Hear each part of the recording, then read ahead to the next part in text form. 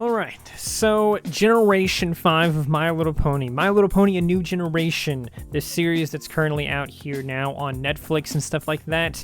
I want to talk about it overall, like my thoughts on the series so far. We are all the way to Chapter 4. We have finished Chapter 4. We're getting a little bit more in a few months, supposedly, and then near there, towards the end of the year, November, December, we're going to get another special plus like 3 more episodes or something. So supposedly we're getting a lot more content later on this year for My Little Pony Generation 5, but I want to talk about my thoughts on the series as a whole so far, because it's a bit weird, isn't it? It seems as though Generation 5 follows the story of Misty, while some other characters improve Maritime Bay and attempt to spread friendship and things like that. Misty is the character, of course, that has found herself in an abusive relationship with her adoptive mother, who also happens to actually be evil. That is kind of why the series, I think, struggled so much for the first couple of seasons, because it set all of this up right there at the beginning, right? Even with like the movie and everything else, it kind of set this stuff up. It began the story of Misty and then spent too much time on what felt like side characters. Now, the main 5 are not side characters, of course, but when the story all feels so unimportant and ignorant to the plot, and also fails to develop those characters at all, that they feel like side characters.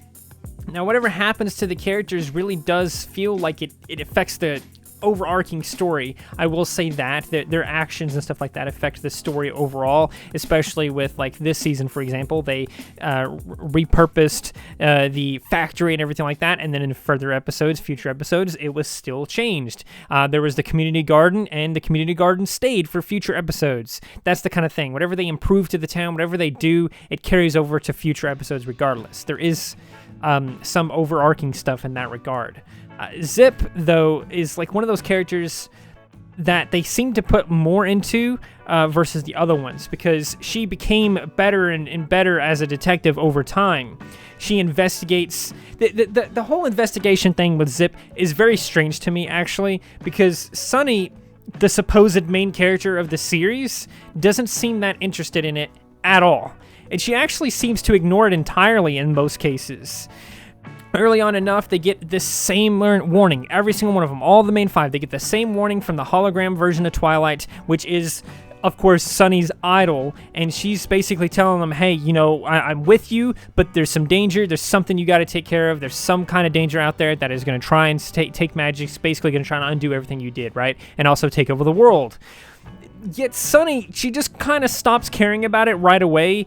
It's really kind of weird if you think about it. Now, Zip doesn't stop caring about it, and every time it's brought up by Zip. Zip is always the one that brings up the investigation of, like, we got to figure out what this character is that Twilight was warning us about and stuff like that, and she's actually doing research and all this other stuff. Of course, Sunny is doing her own thing. She is improving the town and helping with friendship and stuff like that, but it seems like she should be way more interested and involved with the investigation, right? Because, again, Twilight was her idol. The main 6 were her idols. She absolutely adored them. She basically worshipped them. And here they are, literally, basically asking her for help, and she's just like, you got this, right, Zip? You got this.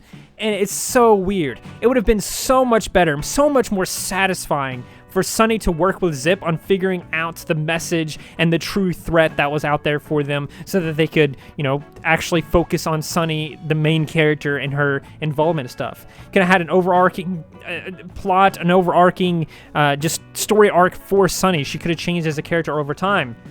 It could have been so much more interesting to have explored Sunny's obsession with this investigation and Twilight's message and the main 6 and stuff like that. Her becoming so obsessed with it that she kind of slipped away from her friends and stuff like that, while her friends, of course, were the ones she needs to solve the case and figure out the mystery, of course.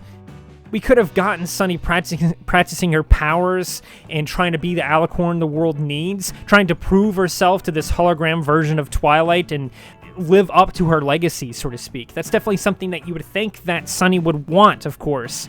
Yet, instead, she doesn't want the alicorn powers at all.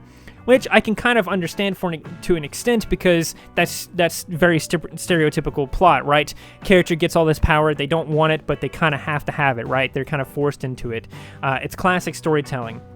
And so, yeah, sure, her not wanting it at first is probably how it should be, and that's probably how they should have done it.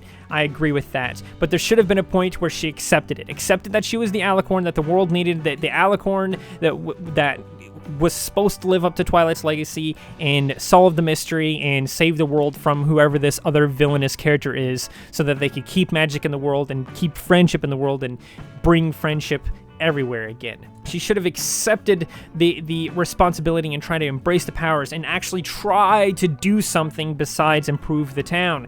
Practice her powers, learn what she's capable of, learn more about the main six and some of the adventures they went on, maybe solve some more mysteries of their past or something like that that would help them figure out what's currently going on or something. So much. It's one of the reasons Tell Your Tale is so much better than Make Your Mark, because in Tell Your Tale, she actually does that. She actually embraces her alicorn magic and actually practices with them and actually gets good with them. She actually grows as a character because she got good with her powers. She got good at doing what she does. So how is this series as a whole together with everything so far? It honestly feels as though it ignores everything that it should focus on, and then instead focuses on stuff that we don't really care that much about, right? Things that would actually make it a great show, they just ignore, and then they focus on everything else while slowly drip-feeding us only a single thing that we want. Only a single thing. Out of everything we want in the series, they only give us one little thing that we want out of it, and that's Misty's character arc. Now, where's Sunny's growth, or any of the other characters' growth for that matter? Zip kind of has a little bit of some growth. Izzy doesn't have really any growth. Hitch doesn't have any growth. They don't change his characters so far. Nothing really happens to any of them that improves their character, changes their character. They don't grow at all. There's no character arc for any of them. But Misty does have a character arc. It's not until Season 4, Chapter 4, however you want to say it, that things begin to pick up. The plot becomes more focused on Misty and Opaline, whatever, and despite a couple of rushed-feeling episodes at the beginning, such as the Bridal Woodstock special and then the episode immediately after that, those obviously felt rushed, but everything after that is kind of good. It may not focus on the plot or a lot of the things that me and probably a lot of other fans would love them to focus on, but it's actually the closest we've gotten so far to Generation 4 in terms of storytelling. All the episodes in Chapter 4, 90% of them anyway, are all like one singular plot. They don't do some weird A plot, B plot type deal as they did for the first couple of seasons. In a lot of the other seasons, and a lot of the other episodes, two plots were going on at the same time, plus the weird overarching thing with Misty and Opaline and stuff like that. For example, the one with Pip is she's trying to become a big hit and stuff like that. She's trying to go viral and stuff like that. Meanwhile, some of the other characters are doing something. Meanwhile, Misty and Opaline are doing something. So much is going on in a single episode because they're doing an A plot plus a B plot plus the overarching plot, and it's just so much in one episode, so many times in a row. Meanwhile, in Chapter 4, we're getting basically just one singular plot. Meanwhile, a little bits are sprinkled in with Opaline and Misty and obviously the overarching story. So instead of doing the A plot, B plot thing that is completely unnecessary, they start focusing all of the episode into one single plot, just like Generation 4 did. And I think that's what they should continue doing. I don't think they should continue to do this A plot, B plot thing. They should continue to do just this one singular story for each episode with, of course, the overarching story sprinkled in throughout it.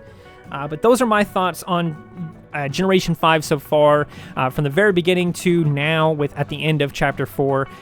Let me know in the comments below what you guys think of Generation 5 so far. Let me know what you guys think of each season, how you would rank each of them, what episode is your favorite, which episode is your least favorite. My least favorite episode is the one where Hitch and Sunny's cutie mark swap. Terrible episode. Anyway, let me know what you guys think. I would sure as heck appreciate you guys liking, subscribing, sharing, and doing any number of those wonderful things like that, because when you do any number of those wonderful things like that, not only do you get access to wonderful content such as this, but you also get to become wonderful yourself, and I think we all want that. So do those wonderful things, and until next time, stay wonderful.